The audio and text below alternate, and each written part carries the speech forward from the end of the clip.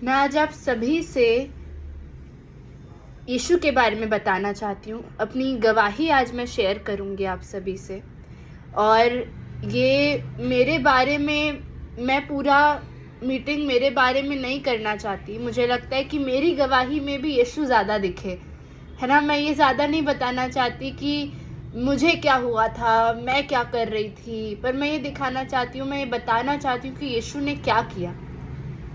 और जब आप यीशु, मेरे बारे में जान के ज़्यादा नहीं बदल सकते, पर जब आप यीशु के बारे में थोड़ा भी जान जाओगे ना, तो हो सकता है पूरा जीवन बदल जाए।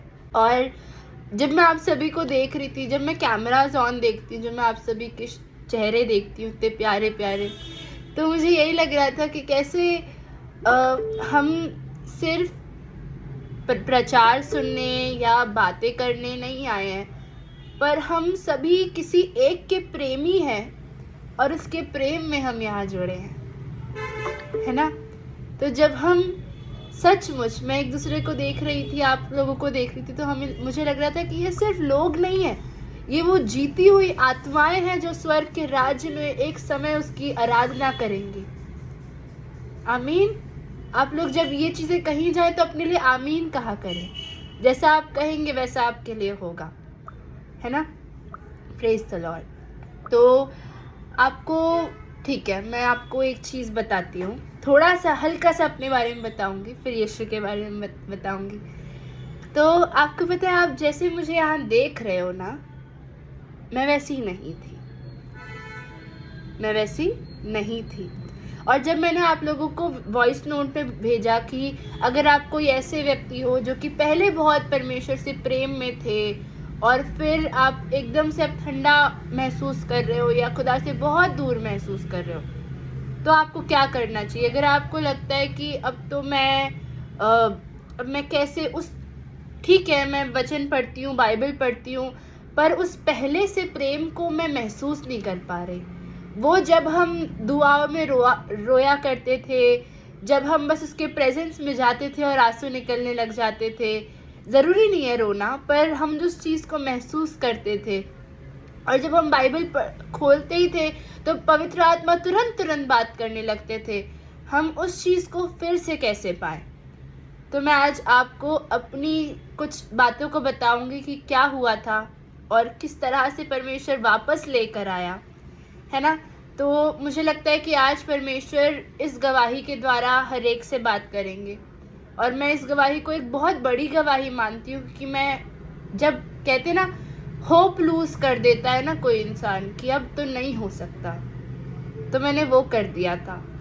और होप लूज करने के बाद भी जो परमेश्वर कहता है कि मैं तुम्हें छोड़ने वाला परमेश्वर नहीं हूँ। आज हम सभी, हम में से बहुत तेरे, मुझे लगता है सभी हम लोग चुने हुए हैं। और अगर आज आपको लग रहा है ना कि नहीं, उतना अब फिर से नहीं जा पा रही, अब शायद हम, ठीक है, विश्वास योग्य ठहर सकते हैं, पर वो पहले जैसा प्रेम नहीं आएगा, तो मैं आपसे कहना चाहती हूँ वो यीशु है, वो स्वयं परमेश्वर का पुत्र, खुद परमेश्वर है। और मैं आपको, जितना मैंने उसको जाना है, मैं उसका थोड़ा सा नेचर आपको बताती हूँ।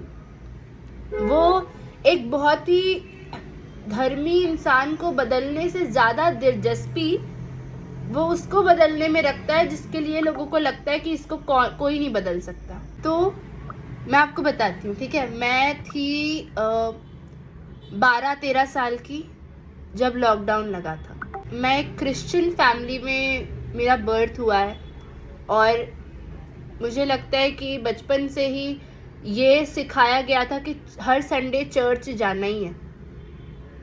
और एक, जब मुझे लगता है कि बहुत लोग अन्य जाति से आते हैं, वो बहुत जोश में होते हैं परमेश्वर के लिए, और बहुत अच्छी बात है, पर जो क्रिश्चियंस होते हैं ना, बर्थ क्रिश्चियंस होते हैं, वो कई बार परमेश्वर को बहुत ग्रांटेड ले लेते हैं कि ठीक है, यीशु ही तो है, सुना है, सुनते आ रहे हैं, तो क्या है ना। तो मैं एक ऐसे ही फैमिली में हम लोग बड़े हुए, और हर संडे चर्च जाना, नहीं गए तो लगता था कि कुछ मिस कर दिया, पर जीवन में कुछ बदलाव नहीं था, लाइफ में कोई चेंज नहीं था, बस एक रिचुअल जैसे कि करते आ रहे हैं तो करो, करते आ रहे हैं तो करो।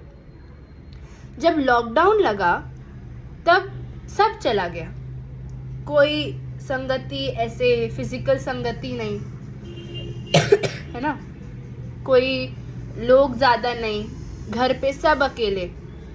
तो हमारी ऑनलाइन मीटिंग्स किसी के थ्रू स्टार्ट हुई और वो सचमुच प्रभु के बहुत अच्छे दास हैं। और जब उनको थोड़ा थोड़ा सुना तो लगा कि ये तो यीशु कोई और ही है, जिसके बारे में बात हो रही है ये यीशु तो पहले इतना सुना नहीं। और जब वो यीशु पसंद आया कि हाँ ये लग रहा है कि ये सच में कोई तो है, तो उसको ढूंढना शुरू किया। जब उसको ढूंढना शुरू किया उससे प्यार हो गया, बहुत ज़्यादा, है ना, बहुत ज़्यादा प्यार हो गया। क्योंकि कोई यीशु को जान ले और प्यार ना हो ये पॉसिबल नहीं है ना। ये हम लोगों को लगता है कि क्या यीशु ही तो है, पर सचमुच वचन कहता है कि उसके नाम को जानने वाले उस पर भरोसा रखेंगे। और हे यहोवा तूने अपने खोजियों को त्याग नहीं दिया। उस पर, उसके नाम को जानने वाले उस पर क्यों भरोसा रखेंगे? क्योंकि उनको उससे प्रेम हो जाएगा। और जिससे आपको प्रेम हो जाता है आप उस पर भरोसा रखोगे, समझ रहे हैं? तो तब मुझे उससे प्यार हो गया। और परमेश्वर, एक सोचिए ना, एक 13 साल की बच्ची जिसको ज़्यादा कुछ पता नहीं है, पूरी बाइबल पढ़ी नहीं है, वो वचन का प्रचार कर रही है। किसी का माइक चालू है। वो वचन का प्रचार कर रही है, वो यूट्यूब में वीडियोस बना रही है। अगर आप अभी भी आप मीटिंग के बाद शानिका थियोफिलस सर्च करेंगे तो रिसेंट नहीं, आपको पुराने कई सारे वीडियोस मिलेंगे ना, जिसमें आपको मेरी पूरी शक्ल चेंज दिखेगी, बच्चे ऐसी दिखेगी। अब वो सुनोगे ना, आपको लगेगा ये तो सिर्फ पवित्र आत्मा कह रहा है। तो जब उस चीज़ को मैंने एक्सपीरियंस किया, होली स्पिरिट को बहुत बहुत एक्सपीरियंस किया, जो होता है ना यीशु की नज़दीकी, उस चीज़ को मैंने उस उम्र में एक्सपीरियंस किया। उसके बाद जब हमें वही पहला सा प्रेम, वो मेरा पहला सा प्रेम था, ठीक है। उसके बाद कुछ ऐसा हुआ, लॉकडाउन ख़त्म हुआ, स्कूल शुरू हुआ, लॉकडाउन ख़त्म हुआ, स्कूल शुरू हुआ, दोस्तों से फिर मिली, बहुत समय तक खुद को संभाला कि इनके साथ नहीं गिरना है। एक दोस्त ने तो मेरे को आज भी मेरी दोस्त है, पर आज वो समझ गई है कि अब ये नहीं हटेगी। पर उसने मुझे तब ये बोला था कि ज़्यादा दिन का नहीं है तेरा ये, मैं तेरे को फिर से ठीक कर दूंगी। ऐसे होते हैं ना, दोस्त बोलते हैं कि क्या कर रही है ये, क्या सुधर गई एकदम से, है ना। तो मैंने तब सोचा कि क्या बोल रही है, नहीं ऐसा कुछ नहीं होगा। और फिर मैंने नहीं सुनी उसकी। हम तब भी बहुत समय तक परमेश्वर के मैं साथ थी, परमेश्वर ने मुझे अपने साथ रखा उसके अनुग्रह की वजह से। फिर ऐसा होने लगा कि मैं कुछ चीज़ों में पड़ी जो कि परमेश्वर को पसंद नहीं थी उसी दौरान, ठीक है। और उसमें जब पवित्र आत्मा ना कोई चीज़ उसको पसंद नहीं आती ना, या तो वो आपको सीधे सीधे बोल देता है या आपकी शांति छीन लेता है। आपने एक्सपीरियंस किया होगा, पर पवित्र आत्मा आपकी शांति छीन लेता है जब तक आप वो सही ना करो, है ना। तो तब वो मेरी शांति छीन लेता था, ठीक है। तो तब भी मैं उन चीज़ों को छोड़ती नहीं थी। मुझे लगता था नहीं खुदा, ये साथ में हो सकता है, क्या दिक्कत है, ठीक है। पर ऐसा हुआ कि एक समय के बाद मैंने पवित्र आत्मा की बात सुनी, मैंने उन चीज़ों को छोड़ा। जैसे हम उस चीज़ में आते हैं ना, एक फेज़ आता है हमारी लाइफ में जब हम चीज़ों को छोड़ते हैं फिर वापस पकड़ लेते हैं, छोड़ते हैं फिर वापस पकड़ लेते हैं, छोड़ते हैं फिर वापस पकड़ लेते हैं, क्योंकि प्रॉपरली छोड़ते नहीं होता, है ना। पता है कि कोई चीज़ गलत है, पर हमसे इतनी अटैच हो जाती है कि छोड़ते नहीं होता, है ना। तो मैंने उन चीज़ों को छोड़ा और पवित्र आत्मा को फिर से एक्सपीरियंस किया। 2 हफ्ते एकदम कंटिन्यूअस पवित्र आत्मा के साथ चली, और उसके बाद फिर से 1 महीने फिर से गिरी रही। फिर लगा कि चलो फिर उठना चाहिए, यीशु आ गया तो क्या होगा। वो डर भी रहता था कभी कभी, यीशु आ गया तो क्या होगा। तो फिर उठना, डर की वजह से उठना, इसलिए नहीं कि परमेश्वर से प्रेम है, पर डर के उठना। तो उस चक्कर में ना मैं एक थोड़े समय के बाद गिल्ट में आने लग गई कि बार बार गिर रही हूँ, कितनी बार जाऊंगी यीशु के पास। ऐसा हम में से बहुतों के साथ होता है। परमेश्वर आज आपसे बात करना चाह रहा है, ध्यान से सुने इस बात को, कि कितनी बार जाऊंगी। क्या मैं सिर्फ उसे सॉरी बोलने के लिए उसके पास हूँ? कितनी बार वो मुझे माफ करेगा? बिल्कुल ऐसा मत सोचना, पिता है वो, माफ करता है और उठाना जानता है। ठीक है, तो तब मैंने ये सोचा कि कितनी बार मैं खुद से शर्मा गई थी, मुझे खुद से नफरत हो गई थी कि कितनी बार सॉरी बोलेगी शानिका, छोड़ दे, जाने दे, अब हो गया। और उस चक्कर में बहुत समय तक कोशिश की और फिर मैं फ्रस्ट्रेट होके, इरिटेट होके मैंने ये कहा परमेश्वर को कि अब मुझे नहीं करना।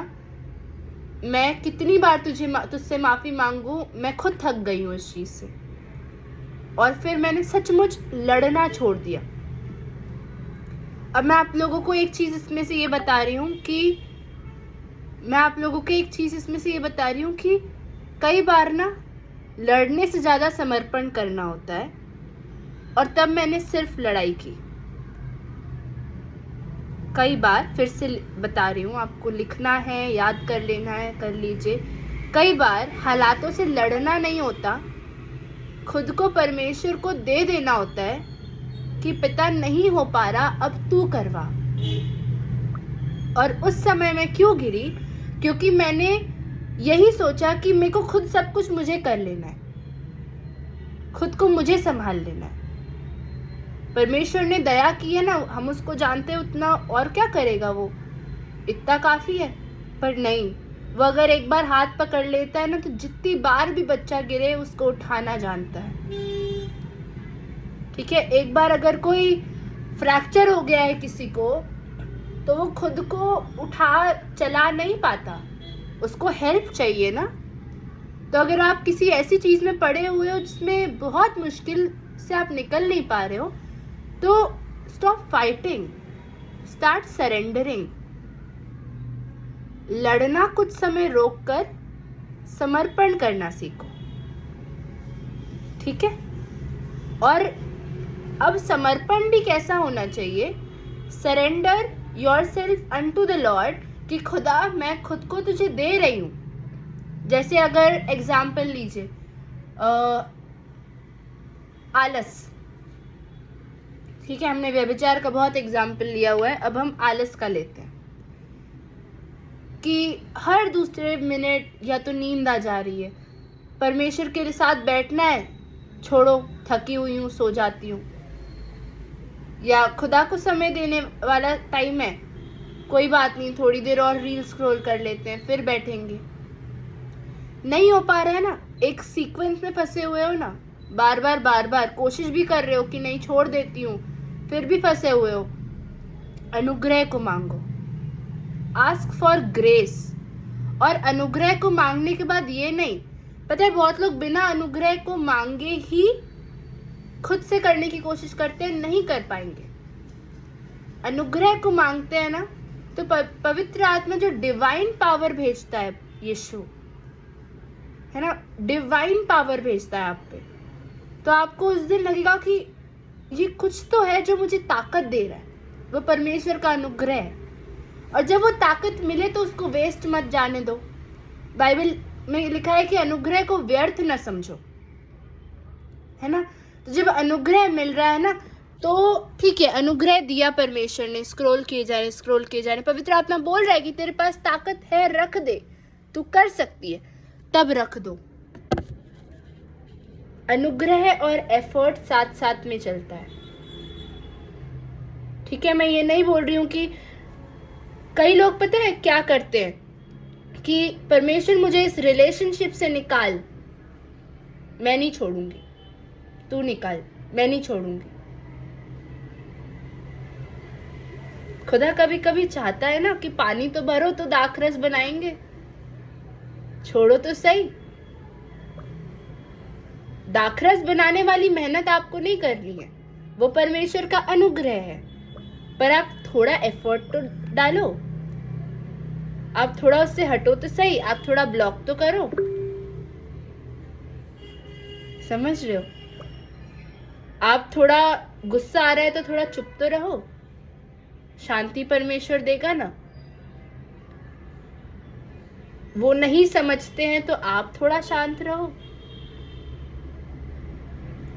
क्या पता आप चुप रहो, अगले दिन से वो बोलना ही बंद कर दे। परमेश्वर जब झलकता है तो सामने वाला यीशु को जाने न जाने बदलाव उनमें भी आता है। समझो इस बात को। When Jesus is reflected, जब यीशु दिखाई देता है आप में से, तो सामने वाला यीशु को जाने या ना जाने बदलाव उनमें भी आता है, क्योंकि नजर आप नहीं यीशु आ रहा है। ठीक है, तो उसके बाद फिर बैक टू द टेस्टिमनी। ठीक है। उसके बाद फिर मैंने जब छोड़ दिया परमेश्वर को, तो सारा प्यार का जो सोर्स था ना वो छूट गया, है ना। हमें कितना भी लोग प्यार कर लें, मम्मी पापा भी बहुत प्यार कर लें, पर असली प्रेम परमेश्वर से ही आता है।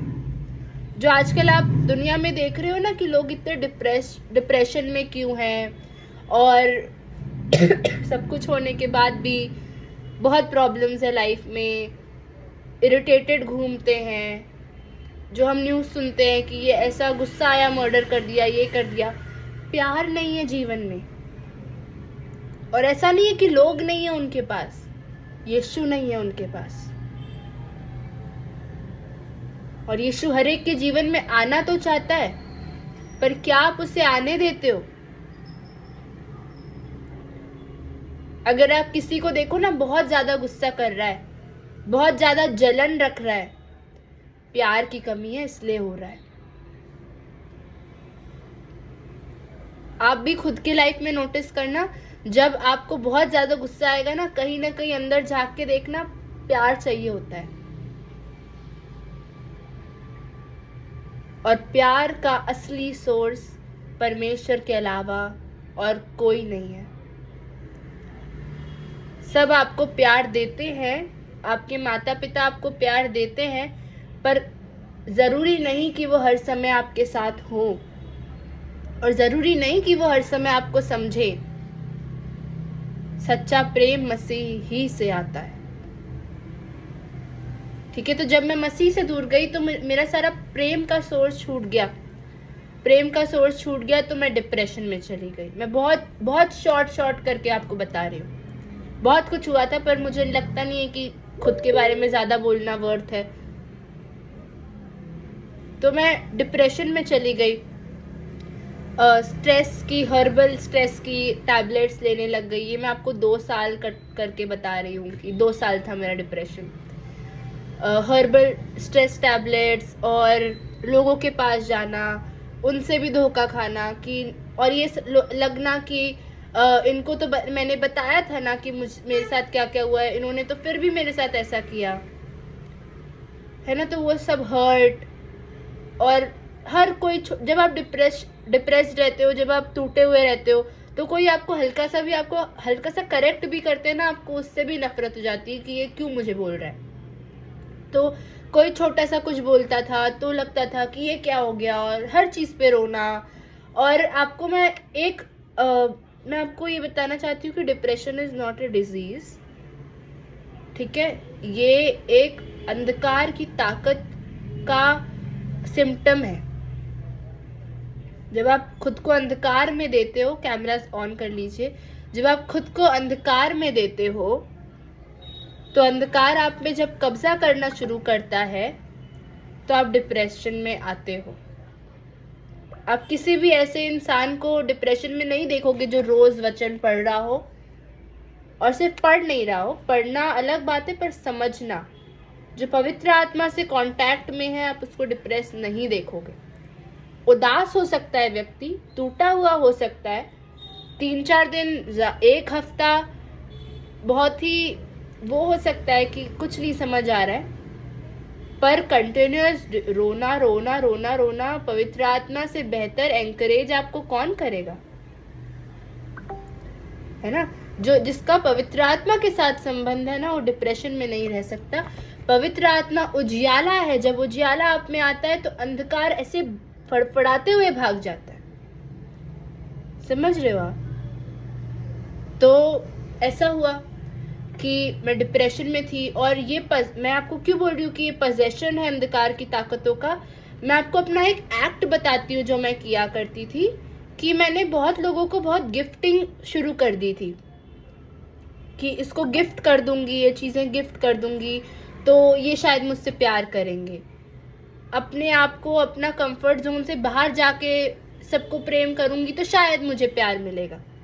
हम लोग बहुत बार ऐसा करते हैं और एट दी एंड हम खुद ही एग्जॉस्ट हो जाते हैं। और जब मैं ये करती थी ना, तो मैं खुद को, मुझे अब याद आता है ना, मुझे लगता है, मुझे अजीब सा लगता है कि ये क्या करती थी मैं आईने के सामने खड़े होके आंसू बह रहे होते थे और खुद को देख के हंस रही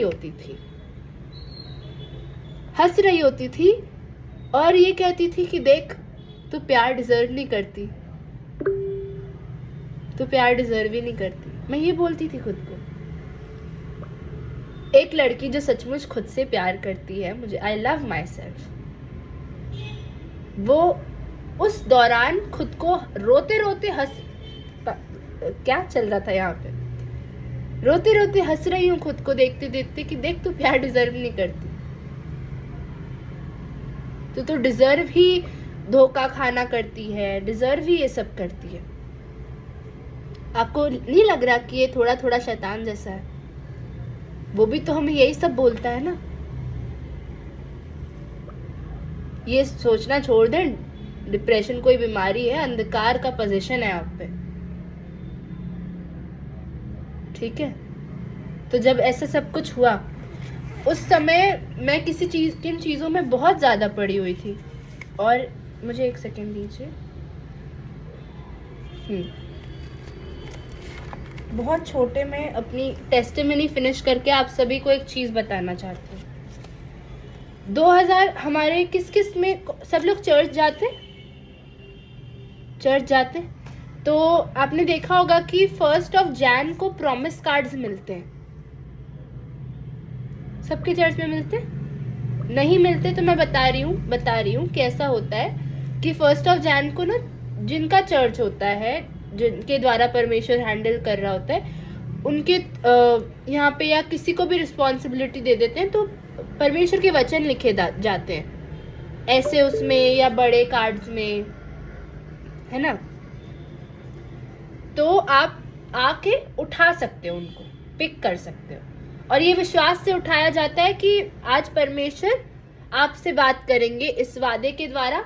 ये वादा आपके लिए होगा पूरे साल के लिए, ठीक है। मैं आज परमेश्वर के वादों के बारे में कुछ थोड़ा सा बताऊंगी आप लोगों को। तो मुझे 2024 की बात है, मैं बहुत ज़्यादा डिप्रेशन में थी और किन चीज़ों में पड़ी हुई थी, बहुत ज़्यादा गंदी तरह से फंसी हुई थी, और लग रहा था कि अब ख़त्म है सब कुछ। 2024 में जब मैंने वो प्रॉमिस कार्ड निकाला, तो उसमें ये लिखा हुआ था मेरे लिए कि परंतु प्रभु सच्चा है, वह तुम्हें दृढ़ता से स्थिर करेगा और उस दुष्ट से सुरक्षित रखेगा। जब मैंने ये पढ़ा तो मैं हंसी हूँ। मैं ना चर्च में अंदर ही अंदर हंसी हूँ। मुझे लगा है खुदा क्या बचाएगा यार, दुष्ट के हाथों में हूँ, ठीक है, गलती से उठ गया होगा। और एक सवाल था मेरे अंदर कि बचा रहा है तो कब बचा रहा है? बहुत लेट नहीं हो गया? कब बचा रहा है? 1 साल मेरा पूरा, इसके बाद भी मैंने इसको सीरियसली नहीं लिया, ठीक है। मैंने लिखा है इस पे 2024, मैंने इसको सीरियसली नहीं लिया, मैंने इसको रख दिया अपनी बाइबल में। और भली बात कि मैंने रखा है, उस जैसी शानी का वो फेंक वेक ना देती, वो तो अच्छी बात है कि मैंने ये गवाही लाइक पता नहीं, मैंने रख दिया इसको। और बाइबल बंद थी, 1 साल खुली नहीं मेरी बाइबल, तो कुछ गया नहीं कहीं। तो उसके बाद 2025 में जब मेरा सवाल था ना, कब बचाएगा, आप सभी सुन रहे हैं? एक बार हैंड रेस करें, कौन कौन सुन रहा है? थैंक यू, क्योंकि मुझे सब नहीं स्क्रीन पे दिखते ना, तो मुझे लगता है सब सुन रहे हैं कि नहीं। थैंक यू, ठीक है, थैंक यू। तो जब मेरा ये सवाल था ना कि कब बचाएगा परमेश्वर, कब बचाएगा, मैंने तो पूछ के छोड़ दिया। पर मैं आपको बताऊं, परमेश्वर जवाब देने वाला परमेश्वर है। आप अपने सवाल पूछ के भूल जाओ, वो नहीं भूलता आपने उससे क्या पूछा था। 2025 में जब मैं बहुत टूटी हुई थी, 1 जनवरी को मैं कुछ रीज़न से चर्च नहीं जा पा रही थी क्योंकि मेरा एग्ज़ाम था फर्स्ट कोई, तो मुझे, और मैं मुंबई में, मेरा जो रहने का, मैं इंदौर से हूँ और मैं इंदौर में मेरा घर है, तो मैं इंदौर में थी और मुझे 1 तारीख को फ्लाइट थी मेरी कि मैं वापस मुंबई आऊँ, ठीक है। तो तब मैंने रात में पापा को बोला कि पापा मैं तो कल नहीं उठा पाऊंगी प्रॉमिस कार्ड, पता नहीं क्या चला मेरे अंदर कि मैंने ये जाके बोल दिया, क्योंकि थी तो मैं दूर परमेश्वर से। मैंने जाके ये बोला पापा को, पापा प्रॉमिस कार्ड तो कल नहीं उठा पाऊंगी, फिर अंदर आ गई। मैं बहुत टूटी हुई थी, मैं बहुत ज़्यादा टूटी हुई थी। मैं ये इस हद तक टूटी हुई थी कि मैं दुआ करती थी कि खुदा मेरी जान ले ले और मुझे अब नहीं जीना है। मैं ये दुआ करती थी अपने लिए कि मैं जाऊं तो कोई एक्सीडेंट हो जाए, मैं चर्च जाऊं तो एक्सीडेंट हो जाए, तो एटलीस्ट सुसाइड भी नहीं करना पड़े और जान भी चली जाए, तो माफ़ी मांग के जा रही हूँ, है ना। तो ये सब ऐसी ऐसी ट्रिक्स चलती थी मेरे दिमाग में। पर उस समय जब मैंने, पप्पा आए मेरे पास, अंदर आए और वो बास्केट, क्योंकि हमारे घर पे ही बनता है, तो बास्केट लेकर आए और बोलते उठा, और मैंने देखा, तो मेरे को लगा चलो उठा लेते हैं, बिना दुआ किए। अब मैं ये नहीं बोल रही हूँ कि दुआ मत करो, मैं तब कैसी थी मैं ये बता रही हूँ। बिना दुआ किए कि चलो उठा लेते हैं, उठाया, और मेरे कब का जवाब मुझे तब मिला, ठीक है। मेरे कब का जवाब मुझे मिला, अब परमेश्वर 2025 में लिखा हुआ है, अब परमेश्वर जो सारे अनुग्रह का दाता है। मैंने इसको इतनी बार पढ़ा है। अब परमेश्वर जो सारे अनुग्रह का दाता है, जिसने तुम्हें मसीह में अपनी अनंत महिमा के लिए बुलाया, तुम्हारे थोड़ी देर तक दुख उठाने के बाद, आप ही तुम्हें सिद्ध और स्थिर और बलवंत करेगा। आपको नहीं लग रहा कि ये सीधे सीधे किसी ने बात की है? जब लोग मुझे कह रहे थे कि बहुत हो गया, कितना उदास रहेगी, जब सब बस बोल रहे थे, समझ कोई नहीं पा रहा था, तो यहाँ खुदा ने बताया कि मैं जानता हूँ तू दुखी है, थोड़ी देर रुक जा। लिखा भी है बकायदा कि तुम्हारी थोड़ी देर तक दुख उठाने के बाद। और ये मुझे जनवरी में मिला है, फरवरी 3 में मेरा डिलीवरेंस हुआ है, और उसके बाद मैं बचाई गई। और मैंने 1 साल ना, मैंने ठान लिया था कि मुझे डर लग गया था प्रीचिंग से, क्योंकि प्रीच करना शुरू किया था, और क्योंकि जब आप परमेश्वर के बारे में बताते हो ना, आप पे अटैक होते हैं, तो चांसेस गिरने के ज़्यादा हो जाते हैं। तो मुझे डर लग गया था, और मुझे हो गया था कि नहीं, मुझे नहीं चाहिए, मेरे को किसी को नहीं बताना है वचन। बच जाने के बाद ना, फेब के बाद मैं 1-2 महीने तक, तो क्योंकि मुझे बहुत लोगों ने छोड़ा था उसके पहले, मुझे जब मैं डिप्रेशन फेज में थी ना, मुझे बहुत लोगों ने छोड़ा था या धोखा दिया था, तो मेरे अंदर ये डर बैठ गया था कि जो आएगा वो छोड़ जाता है। तो मैं ये, आप सोचिए, मेरा टूटे दिल से मैं ये पूछती थी हर 1 मिनट में, हर 1 सेकंड में, कि तू है ना, तू गया तो नहीं है, तू गुस्सा तो नहीं है, खुदा तू है ना मेरे साथ। और हर बार वो मुझसे कहता था कि मैं यही हूँ। मुझे बहुत लोगों के कैमरास ऑफ दिख रहे हैं, आप प्लीज़ चालू कर लीजिए। और वो मुझसे हर बार ये कहता था कि मैं यही हूँ, मैं यही हूँ। और फिर एक बार जब मैं चर्च में रो रही थी इस डर से कि खुदा तो छोड़ मत जाना, अब मेरा ना, मेरे जीने की इच्छा अगर आई है तो इसलिए आई है क्योंकि तू वापस आया है मेरे पास। तो उस समय मुझे डिलीवरेंस हुआ, और जो मेरे बाल बहुत झड़ते थे वो झड़ना रुक गए, जो मुझे फिजिकल हार्ट में पेन होता था वो होना रुक गया, जो मुझे बार बार डर लगता था कि अब परमेश्वर छोड़ जाएगा, वो डर बंद हो गया, क्योंकि ये विश्वास अंदर आ गया कि वो तो है, वो दूसरों जैसा नहीं है, वो है। तो वो ट्रॉमा हील हो गया। एक बार में, एक मीटिंग में कई सारी चीज़ें ठीक हो गई। और धीरे धीरे जो घाव थे वो भरने लग गए। और 2025, अब मैं आपको ये भी बताना चाहती हूँ, कई लोग ना सिर्फ मिनिस्ट्री करना चाहते हैं कि खुदा को जाना, मिनिस्ट्री करा, खुदा को जाना बता दिया। एक चीज़ आपको बताऊं, कुछ समय सिर्फ उसके पास बैठो, लोगों को मत बताओ। कुछ आपके पास आ रहे हैं, बताओ उनको, पर पब्लिकली अवॉइड करो थोड़ा। एकदम से यीशु को जान के यीशु के बारे में मत बताओ, पहले खुद जान लो ना। तो मैंने 1 साल ना मैं ऐसे डर के मैंने खुदा को बोला, पिता मुझे सच में ना मन नहीं है अभी किसी को भी प्रचार करने का। मैं अब कोई वीडियो नहीं बना रही 1 साल तक। मैं कुछ नहीं करूँगी, बस तेरे पास तेरे कदमों पे बैठना चाहती हूँ। और वो 1 साल मेरा और मेरे पिता, हम लोग दुआ में बैठते थे। ऐसा लगता था पहले प्रेम तो छोड़ो, पहले से कुछ ज़्यादा मिल गया है ना। और इस तरह से यीशु को एक्सपीरियंस किया, बहुत अच्छा लगा। ऐसा लगा कि प्यार जो ढूंढ रही थी वो तो यही था। जो मैंने एक चीज़ मैं सबसे कहना चाहती हूँ, कई बार हम प्यार लोगों में ढूंढ रहे होते हैं, हम भूल जाते हैं कि हम एक्चुअली लोगों में प्यार नहीं ढूंढ रहे होते, हम लोगों में यीशु को ढूंढ रहे होते हैं।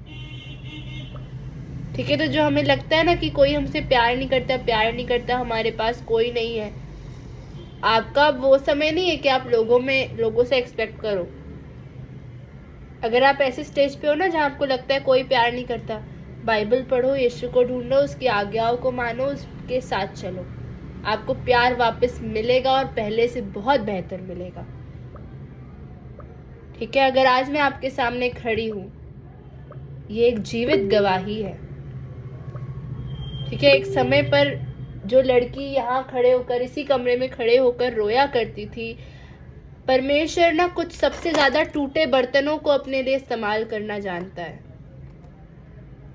ठीक है, और एक रिक्वेस्ट है आप सभी से, जब वो आप पर अनुग्रह करे तो उसको व्यर्थ में ना ले। उसने आपको इतनी सारी बातों से निकाला इसलिए नहीं कि आप उसको धोखा दें, पर इसीलिए कि वो आपसे प्रेम करता है और वो चाहता है, उसकी भी इच्छा है कि वो तो आपके साथ विश्वास योग्य है, कि आप उसके साथ विश्वास योग्य है। और एक लास्ट चीज़ बोल के, एक चीज़ आपको लास्ट में बताऊंगी। 2026 आज, ये साल जो मैंने प्रॉमिस कार्ड निकाला, उसमें अब मैं आपको बताना चाहती हूँ परमेश्वर कितना रियल है। 2024 में जिस पे मैं हंसी थी, जिस पे मैंने विश्वास नहीं किया था, वो यही था ना कि परंतु प्रभु सच्चा है, वो तुम्हें दृढ़ता से स्थिर करेगा और उस दुष्ट से सुरक्षित रखेगा। परमेश्वर इतना असली है कि उसने मुझे याद दिलाया कि उसने क्या कहा था। 2026 में उसने मुझसे फिर कहा, परंतु प्रभु सच्चा है, वह तुम्हें दृढ़ता से स्थिर करेगा और उस दुष्ट से सुरक्षित रखेगा। उसने याद दिलाया, देख कहा था ना, किया, करके दिखाया और आगे भी करता आएगा। वो मनुष्य का सा नहीं कि वो बदल जाए, वो परमेश्वर है, वो राजाओं का राजा है, वो अपने बच्चों से प्रेम करता है। शैतान के कुछ झूठ की वजह से वो आपको नहीं छोड़ने वाला, आपके गिरने की वजह से वो आपको नहीं छोड़ने वाला।